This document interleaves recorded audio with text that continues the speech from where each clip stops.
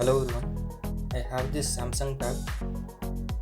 As company doesn't give any adapter with the mobile or tab, so I have this another mobile adapter.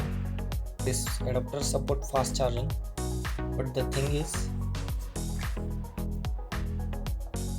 I got this cable with the tab. This is Type C to Type C, but the charger which I have is USB output, so I need a connector for this. This is Type C to USB connector.